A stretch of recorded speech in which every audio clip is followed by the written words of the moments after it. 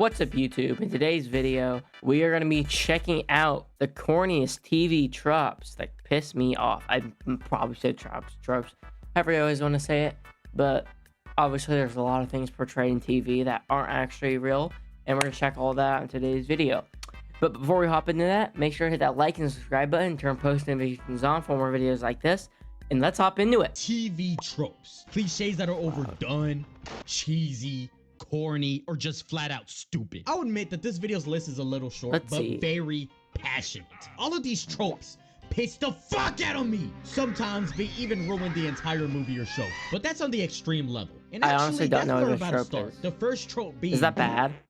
Now, I understand why this is a necessary plot device. You don't want it's the just main like things character they getting do killed off in the second episode. I get it, but it gets to a fucking point. The worst offender of this being Stranger Things. They've recently aired their final season, and I'm gonna use them as the perfect example. Now, for a show with merciless interdimensional monsters and shit taking over the world, it has really... Yeah, it's definitely bad in a lot of shows. Like, obviously, you're seeing Stranger Things. Dexter, it's definitely bad in there, too. I mean, like, there's a bunch of shows that, like, any character would not ever survive this, and the amount of times they survive this shit is actually insane. Never been known to kill established fan favorites. Quite literally, throughout its 5 seasons, the only characters that have died and showed up in more than one singular season are 2 antagonists. That's it. And there's definitely not a problem finding a character to kill. The main cast is like 50 fucking people at this point. It's starting to look like the damn Avengers. But instead of killing any of them, every single season, like clockwork, they come up with a new character instead. That's basically the season sacrifice to try to drive up the show stakes. It feels fucking cheap. And it is so incredibly obvious that this show is too scared to even lay a finger on the main cast. Instead, they only kill off newly introduced ones or side characters or you have to pussy ass shit. For a show to actually be decent, you have to get some of the main people out. You can't just have it the same 5 the entire time. Otherwise, it gets boring. It's like, all right, introduce this new person. They're obviously not going to survive, because why else would they be introduced? And all these other people don't ever have anything happen to them. And I'm tired of it! But you want to know what pisses me off even more is how the plot armor itself happens in the show. Every single time a main character's in danger, is about to die. Every single time! They very conveniently get saved at the last moment, even if it realistically doesn't make any sense. But I'm not saying... Oh, damn. But I'm not saying a main character should die every time they're placed in danger. But this show constantly does this bullshit, and not once have the villain succeeded. It takes the danger out of the show. I literally couldn't give a fuck, because I already know the main cast is coming out unharmed. And then there's the fake outs. Ugh. This show just loves to play with my balls. Whenever I think this show's about to stop being on that Winnie Hood Jr. bullshit, they manage to disappoint me every single time. And I fall for it like a chud every single time. But I hear the counter argument, oh, a show shouldn't have to kill off beloved characters in order to have stakes. And you're right. The real problem is the stupidly excessive amount of plot armor these characters have. You're telling me a group of dumbass kids. They shouldn't have to kill off all of them. Not even as all. You just need to get rid of 1 or 2 and just not make them invincible. That's basically what they do in these shows. They'll basically make them invincible. Somehow survive the events of the show, while hundreds of trained military soldiers get flicked like a booger on the wall. And there are so many examples of this show having no mercy on background characters. The Demogorgon, the Demodogs, and Vecna are all vicious killing machines against others, but when it comes to named characters, they turn fucking stupid. They quite literally get nerfed. Like, I know you see the difference between these 2 scenes. They're the same creatures, by the way. So... explain that. But I really do feel like season 5 amplified the plot armor issue for me. I came into this final season expecting the most tragic deaths, and can you really blame me? The writers of this show themselves are hyping it up to no tomorrow, saying it was gonna be a dark Christmas. And guess what? It was the happiest ending of all time. The one character that quote-unquote died was left up to viewer interpretation. That's how pussy the show is. They don't even have the balls to kill one of the main characters during the very final moments of the show. And you know, they're real lucky I wasn't one of the main writers. I would have had 5 massacre scenes. But on a real note, really thinking about it, it's not the plot armor itself that I have a real issue with. It's the plot armor that feels cheap. And Stranger Things is the perfect example of that.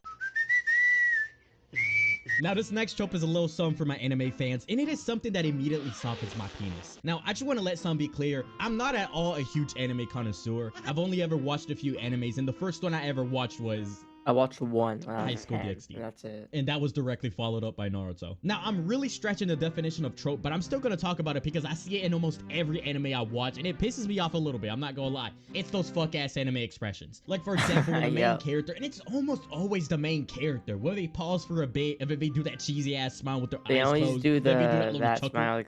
Like, oh, in bonus points, if they have a long, awkward pause of silence right afterwards. Every anime, man. Like, I don't know what it is, but this shit is poop. Like, I know it's an animation, so it's a little exaggerated, but I still find it cringe. I don't know why. Maybe it's because I get flashbangs with the thought of someone unironically doing this bullshit in real life. I don't know. And it's not just this particular smile. It's really any exaggerated emotions, like when they go, duh, or like, huh?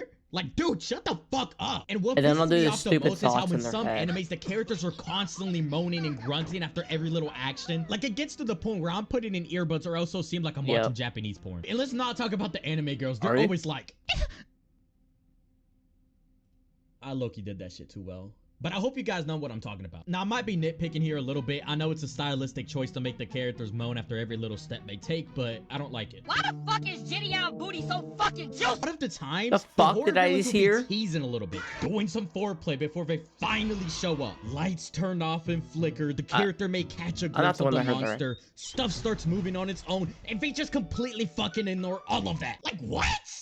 Okay, like, that's just natural selection, and it's hard to feel bad. Because if I was in their place, if anything remotely suspicious happens, if so much as a damn light turns off for a millisecond, I am getting the hell out of there ASAP! You know, and the thing that makes it worse is that a decent amount of the time, the movie will take place in a location where you just know that shit is about to go down. Abandoned buildings, the middle of nowhere, a family...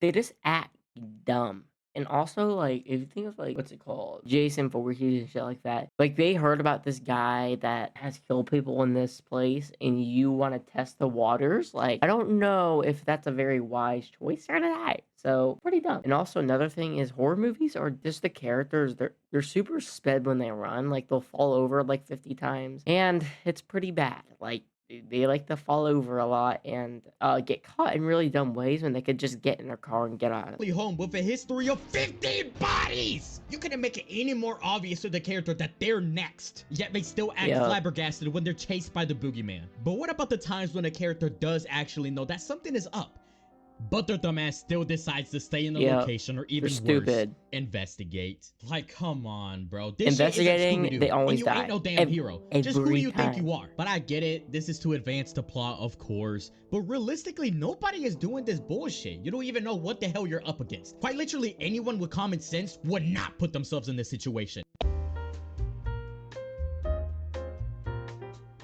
Long-ass villain monologues. You know, when the villain is explaining their entire plan or motive to the hero. Now, usually this ain't too bad. It doesn't really bother me personally, but what really does piss me off is when the villain has the hero captured, has them subdued, has them submissive, and instead of finishing the damn job, he starts fucking every yapping. time. And this almost always goes in hand with plot armor, where the villain just won't shut the fuck up. I ain't gonna explain just my long entire enough for the hero to get saved or somehow escape. It's complete bullshit, and I especially hate when this dumbass shit happens in the end game, the final battle, and that's how the battle finally turns around. It's lazy and stupid. Like, come on, bro. Just write a competent villain.